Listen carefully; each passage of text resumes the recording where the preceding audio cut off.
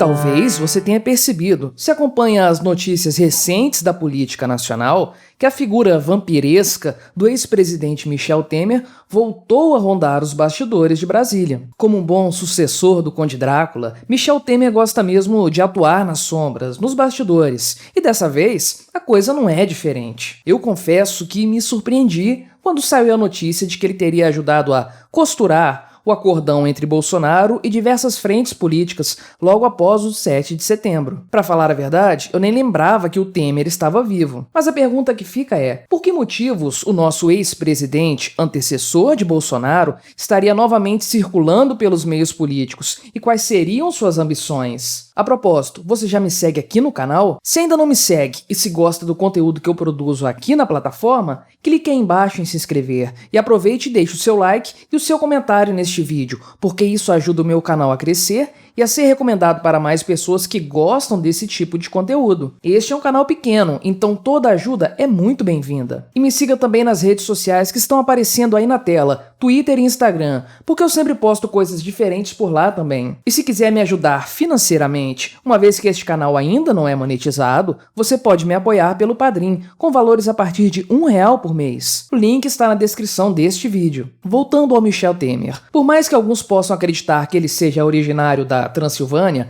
ele é um paulista que basicamente se transformou numa típica criatura de Brasília, o político do centrão que habita o escuro dos corredores do Congresso Nacional e de outros órgãos estatais, com vistas a pactuar negociatas, viabilizar acordos e coisas do tipo. Temer foi um dos deputados constituintes. Sim, ele ajudou a confeccionar a atrocidade que é a nossa Constituição Federal. E por incrível que possa parecer, ele votou contra algumas coisas ultra-esquerdistas que poderiam deixar a nossa Constituição ainda pior. Michel Temer foi deputado por vários mandatos, sendo que por 3 vezes foi eleito presidente da Câmara. Sua influência política e sua notoriedade dentro do então PMDB fizeram com que fosse selada uma aliança entre o PT de Lula, que lançava Dilma Rousseff para a campanha presidencial de 2010, com aquele partido de Temer, que então formava a maior bancada da Câmara dos Deputados. Nascia aí a figura de Michel Temer, o vice-presidente decorativo de Dilma Rousseff. E isso se repetiu naturalmente nas eleições de 2014. Até que, como todos nós sabemos, veio o impeachment. Sim, o vampirão não teve receio algum de puxar o tapete da presidenta,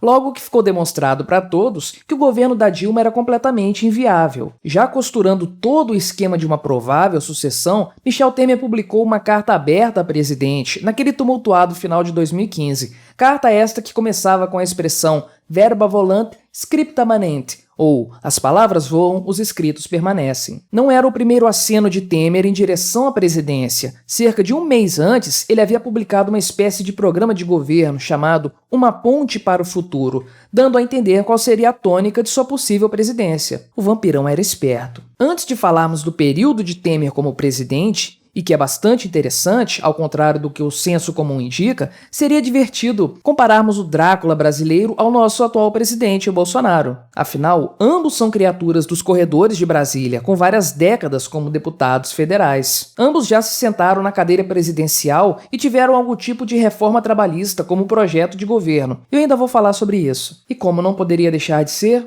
Bem, ambos são casados com senhoras bem mais jovens. Como sabemos, Michel Temer se tornou presidente após a queda de Dilma Rousseff e ele passará para a história como o presidente com a menor taxa de aprovação de todos os tempos no Brasil, com alguns institutos apontando míseros 3% de aprovação. Além disso, também foi no governo Temer que nós tivemos o Joesley Day, a queda brutal da Bolsa de Valores brasileira após a divulgação de um áudio supostamente comprometedor envolvendo o presidente Temer e o empresário Joesley Batista da JBS. Você sabe de qual áudio eu estou falando, né? Tem que manter isso, viu?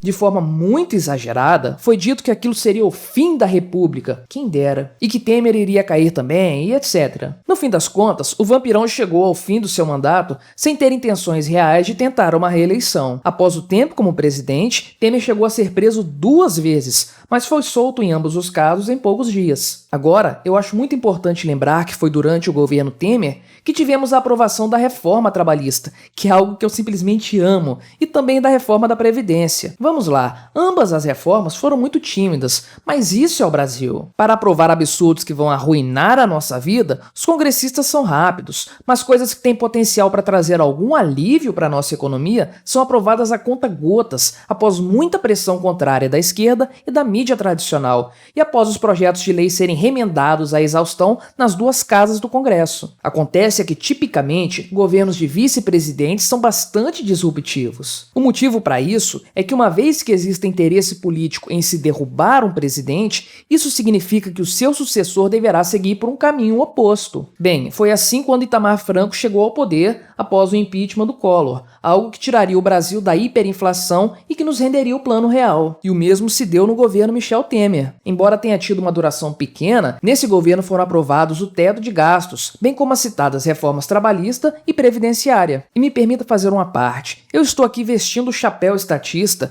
e analisando a vida política de Temer com um olhar político mesmo. Eu poderia, de forma muito simplória, simplesmente dizer que todo político é um assaltante público e o papo estaria resolvido sob a ótica libertária. Mas como já deu para perceber, a minha proposta hoje é um pouco diferente. Pois bem, do passado do Michel Temer, todos nós sabemos. Mas voltando à minha pergunta do início deste vídeo, ele estaria de volta à ativa? Acontece é que Bolsonaro nunca havia abandonado Temer por completo. O ex-presidente já havia sido convidado para uma ou outra função diplomática pelo capitão. Agora, porém, parece que a influência de Michel Temer cresceu um pouco mais. E como um bom vampiro, tendo atuado nas sombras, o marido da Marcela costurou um acordo político entre Bolsonaro e forças opostas, naquilo que resultaria na Carta à Nação apresentada pelo presidente no dia 8 de setembro, algo que surpreendeu muita gente. Novamente, uma carta com interesses políticos tendo a mão de Michel Temer por trás. Soa familiar? Eu não tenho dúvidas. Michel Temer tem algum interesse político motivando suas atitudes. Não se trata de um altruísmo patriótico, não. Nós sabemos bem que ele não é movido por essas intenções mais elevadas. A pergunta é, quais seriam esses interesses? E no fim das contas, será que Michel Temer conseguiria os seus objetivos, seja lá quais eles forem? E será que Bolsonaro está ciente dessas intenções e está dando espaço para que o vampirão procure realizá-las? Ou será que ele, talvez, queira o mesmo que Michel Temer? O fato é que, poucos dias atrás, vazou um vídeo de um jantar em que se encontravam, além do próprio Michel Temer, outros nomes políticos, com destaque para o ex-prefeito da cidade de São Paulo, Gilberto Kassab, e outros empresários e figuras de destaque, além do humorista e imitador André Marinho, que, de forma não surpreendente, também é ligado ao mundo político por meio de seu pai, o tucano Paulo Marinho, que é suplente no Senado Federal da cadeira que é ocupada por Flávio Bolsonaro. Parece que, no fim das contas, na política brasileira, todos se conhecem e se cheiram, não é mesmo? O fato é que, ao que tudo indica, Michel Temer está negociando com todos os lados da política nacional. Não é possível ainda saber o que ele deseja. Acredito que não seja a presidência, porque ele sabe que sua rejeição entre os brasileiros é imensa. Afinal de contas, ele é tido por uma grande parcela da população como um típico político do establishment, e por outra parcela também generosa dos brasileiros, como o traidor que puxou o tapete da presidenta Dilma. Não, eu acredito que ele não tem esse tipo de pretensão. Vamos adiante. Em algumas entrevistas, Michel Temer declarou que não acredita na viabilidade de uma terceira via política no Brasil para 2022. E olha só, eu também compartilho dessa opinião, como já deixei claro em outras oportunidades. O que ele disse é bastante óbvio. Existe tanta gente querendo ser terceira via que, no fim das contas, essa gente toda vai se anular. Vão todos marcar traço nas eleições. O resultado se definirá, inevitavelmente, entre Bolsonaro e seu opositor, Lula, Haddad ou quem quer que seja. Contudo, se Temer não quer ser presidente, por que motivos ele tem voltado à mídia logo agora que a corrida presidencial para 2022 tem se iniciado? Bem, eu tenho um palpite, e o nome desse palpite é semipresidencialismo. Vamos recolher todas as informações que eu trouxe até agora e vamos também analisar o que o próprio Temer disse a esse respeito. De acordo com o ex-presidente, o atual sistema brasileiro está esfarrapado e, portanto, seria necessário migrar para outro sistema. E eu entendo bem o motivo pelo qual o vampirão adoraria esse modelo. Nesse cenário, nós teríamos uma eleição para o cargo de presidente, como temos atualmente, sendo que este seria apenas o chefe de Estado. Contudo, o presidente teria a atribuição de indicar um primeiro-ministro,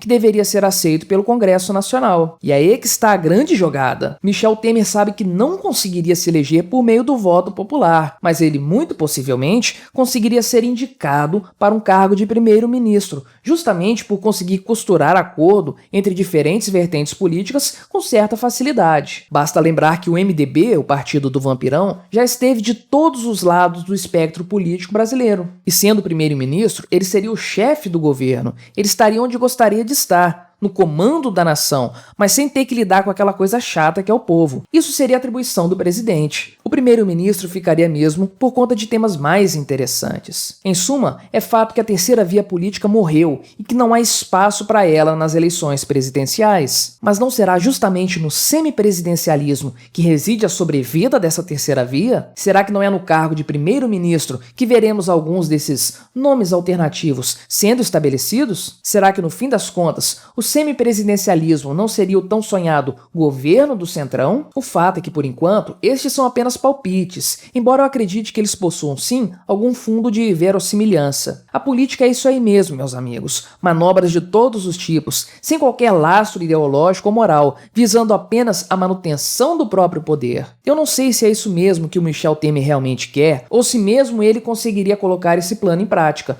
mas isso não importa. O vampirão Temer pertence ao velho Estado, enquanto ele não percebe que essa antiga estrutura de controle da vida do povo está ruindo por completo, ele ainda se prende às velhas negociatas e aos velhos meios de se manter relevante. Coitado do Drácula brasileiro.